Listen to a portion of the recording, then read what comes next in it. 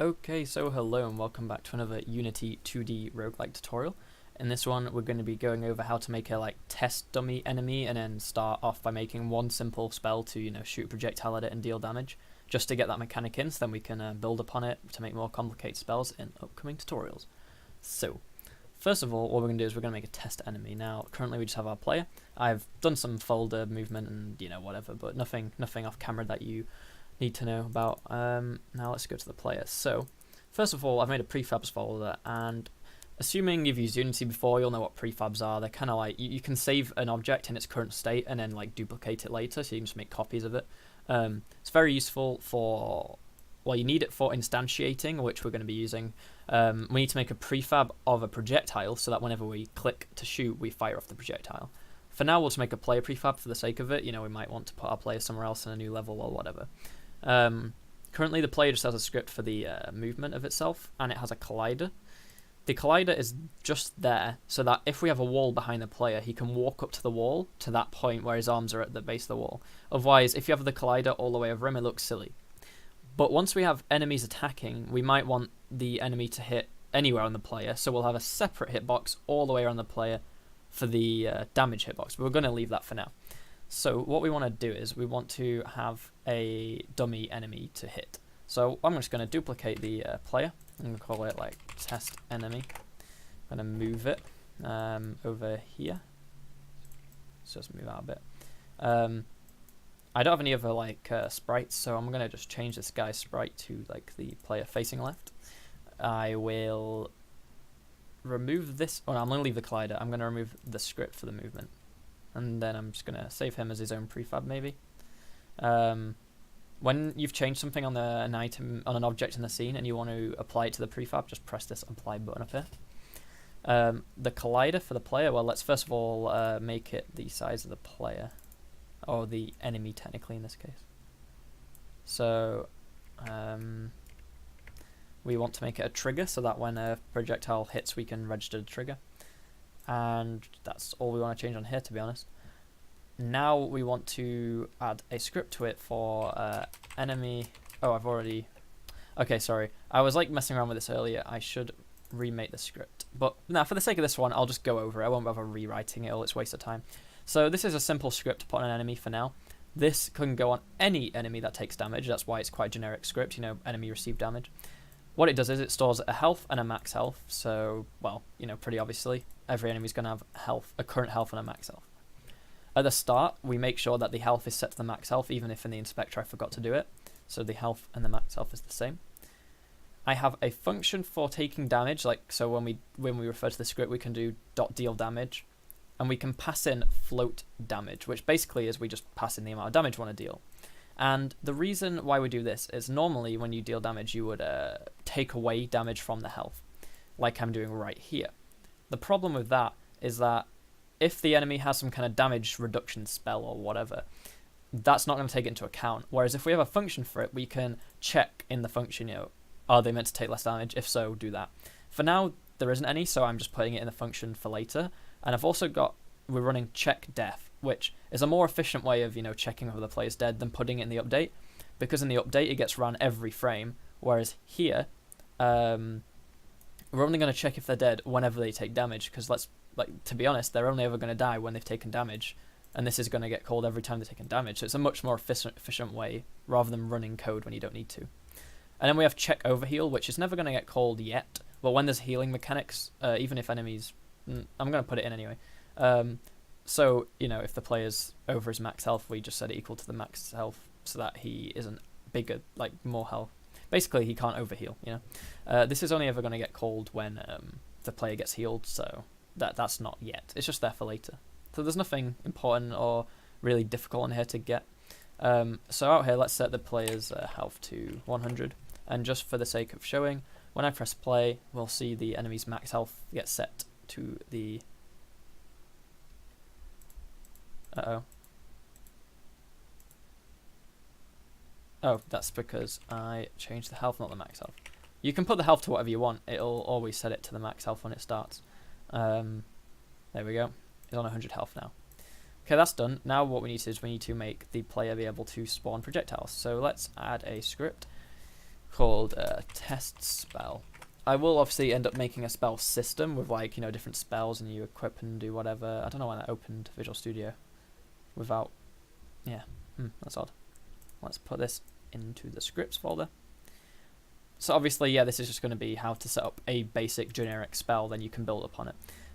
I will probably end up using what they called using, like, instead of mono behavior, we can make our own kinds of scripts, so that we can have like a generic spell script and derive from that for the classes, but I'll go into that further down the line. For now, we'll just simply have a script. We'll take in a public game object of type, let's call it projectile. We'll take in a public float min damage, public float max damage, and we'll take in public float projectile force, and that's all we need really. Then we want to say in the update void update if the player has clicked this frame, so if input dot get mouse button down, mouse button 0, which is left click, and then right click is mouse button 1, and middle mouse button press down is you scroll wheel down is button 3. Sorry, button 2, index 3. But we want button 0 for left click. So if I left click, then actually, you know what? I'm gonna make it a right click thing because I might have left click for something else. If I right click, then we run this. We'll say instantiate, which means basically make something in the scene.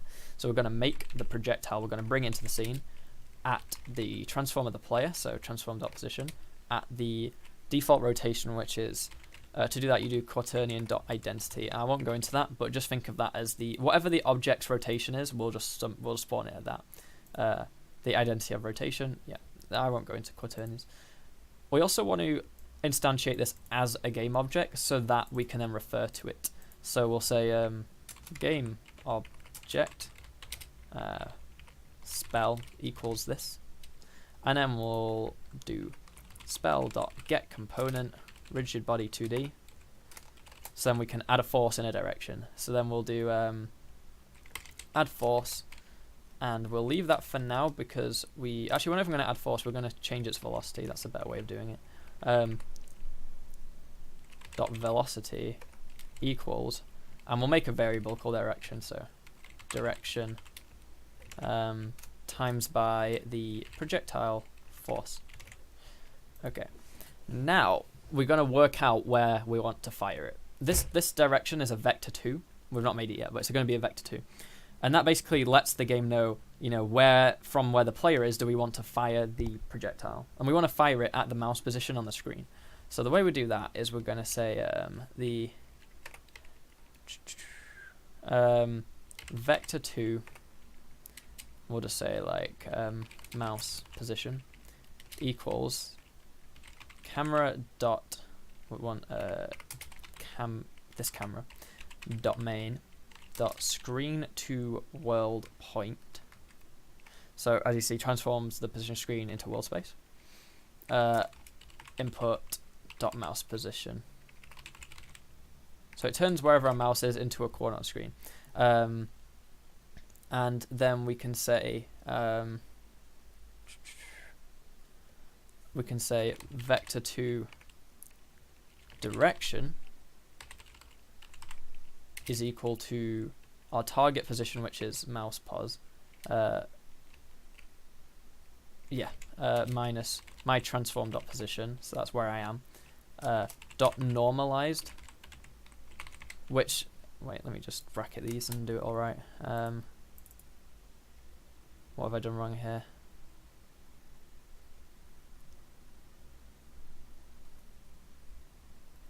So the transform dot position of this object, we want to get a vector 2.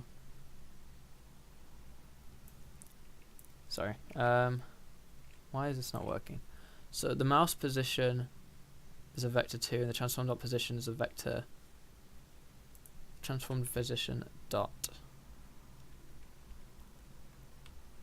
yeah, this is going to be on the player. Oh, wait. It went for a second there. Okay, I feel like what I need to do is I need to get another vector 2, but it's just not... I don't do much in 2D, so I just have to do it a different way. Vector my position equals transform.position. So that makes it a vector 2. Yeah, see, it works now. Oh, really? Ambiguous. What? This doesn't normally work.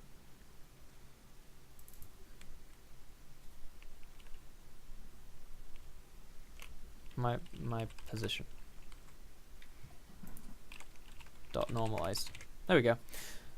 Basically, when you do transform.position, it takes it as a vector 3, and it's trying to take a vector 3 from a vector 2. It's causing problems. All you need to do is make sure that you declared that your position is a vector 2. So it just gets the x and y coordinate, sorry. So now we have got mouse position minus my position dot normalized. Normalized basically takes a vector and makes it add up to 1. So that regardless of how far my mouse is away from the thing, it's still going to just get the same direction. It won't affect the force at all. And then we do this, and that should be good to go. Yeah, let's see if that works. Let's first of all actually make the projectile. So create a 2D sprite. Test spell. And we're going to give it the... Oops, the code's compiling. Or we'll give it this, and we'll scale it down to that size. I'll do. We want to add a circle collider 2D, and we want it to be a trigger. We then want to, let's think, we want to have a rigid body 2D, but we want basically no mass, no drag, no gravity. Yep, that's it. And now we can take this spell, go to the prefabs, and we can drag it in here. So we've now got a copy of this, so we can spawn them. And in the player script down here, we want to pass in the spell. Give it a minimum damage. For now, we'll do 20 and 30. And then we'll say the force is... Now, if I remember from earlier, we want a really low force. Though, that might have just been with force. Maybe velocity will be better. Because when I originally tried this, I used force, but velocity makes more sense. Now, what's happening? Okay, so it's making the things, but it's not giving them any force. So let's see why. Oh, I think I know why. It's probably because I just gave it such a low force. Probably is. Okay, I feel like ramping it up by like that much is gonna be a bad idea. Yes, it is. It is, but it's working. Okay, let's do 10. 10 is a sensible amount. You obviously might want to tweak this for however fast you want your spell to go, but there we go. That's still too much. We'll go for 2. If you change the because it's wait. Okay, there we go. That's better. So now you might have a spell. Let's go in the speed. Why not? So see if I keep my mouse on that guy, right, and I keep spamming, no matter where I am, it's gonna fire it in his direction. You know. One idea is actually in the next video to make it so that well, maybe not the next video. I'll keep just having video ideas for each one.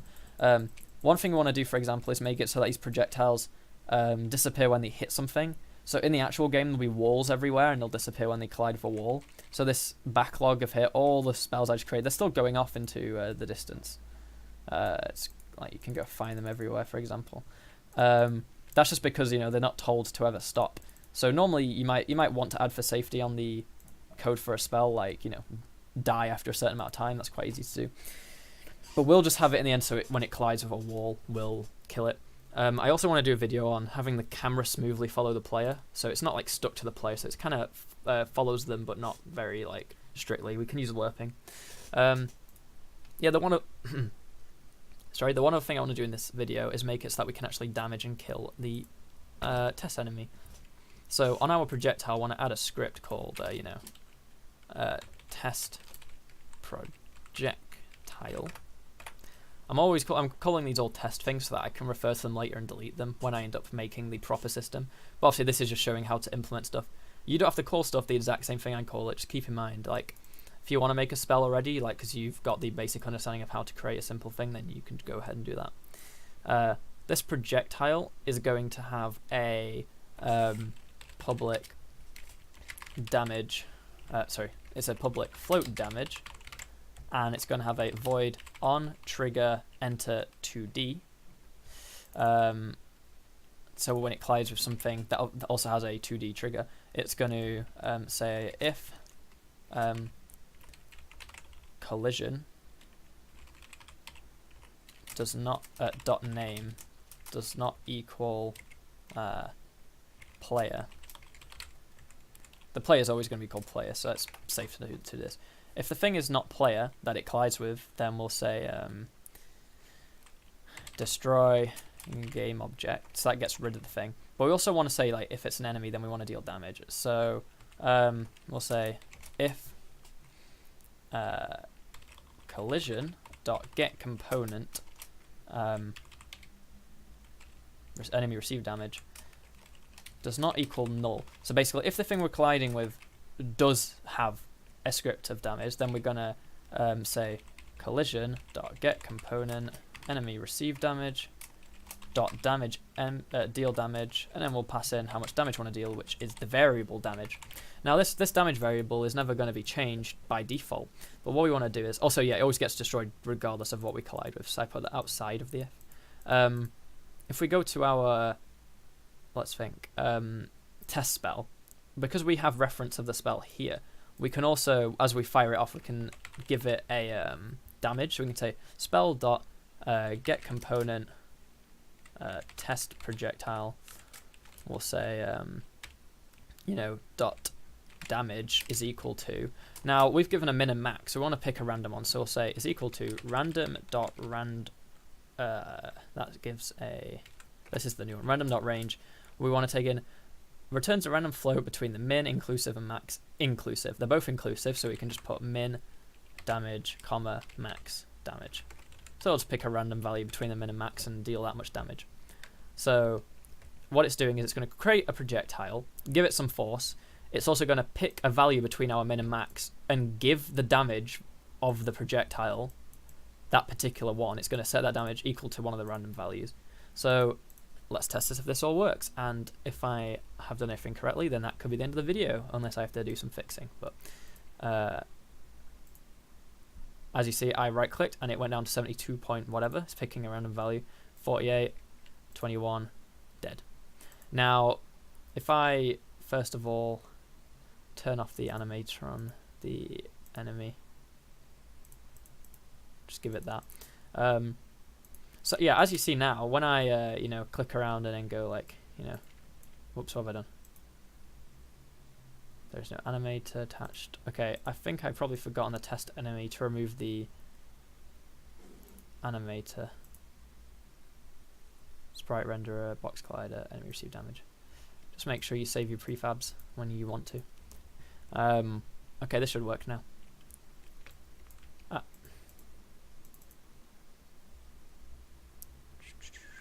Player movement. There's no animator. Did I delete the animator from the actual player?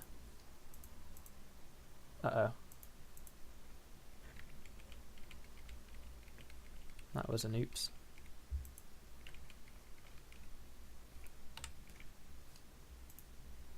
Okay, this guy has the... Yep. Wait, so the test enemy has an animator and the player doesn't. Well, that's not a good thing. Animator, and we can give it the one animation, and then we'll take the test enemy and remove it. Save. I don't know how I accidentally did that, to be honest, but hey. Pew pew pew pew pew. Pew pew pew pew. He dies. And just to show you the use of prefabs, now that we've got a prefabs folder, just make sure this is all applied now that I've fixed it. If we just go into our scene, go into 2D view would be a bit easier. You can also use gizmos to like hide this like camera icon if you want to get rid of that. No, I actually can't remember which one it is. Camera. I want the camera icon to go away. There we go. We can basically just take test enemy and just go boom. We want a test enemy here. We want a test enemy there, and one there, and one here. And they're all like clones. Got a test enemy here. Now, normally what you'll do is, in the game, if you're making it like I am, you'll have the different rooms with the different enemies, and, you know, they spawn when you enter the room. But anyway, so there we go. Now I've got a mechanic where a player can run around, shoot enemies, they do take damage and die. So in the next video, I can do a few things. I could do the smooth camera movement and enemy health bars. I feel like that's a good idea. If you want anything else and you think something else should come first, then just say. But, you know, we're slowly making progress. Obviously, this is just the beginning. I hope you like the tutorial, how it's going so far. Quite a lot of you seem to want more videos on it. Obviously, feel free to ask the things you want to cover. Obviously, liking and subscribing would mean a lot if you want to keep all these series going. I'm trying to keep daily uploading as well, so I can cover each series for everyone, because some people want Unity shaders, some people want 2D games in Unity, some people want Discord tutorials on Discord bot coding and all that lot. Just check out my other videos if you haven't already. There's nothing much more to say. You know, stay tuned for the next video in the next few days on this series. Thanks for watching, and goodbye.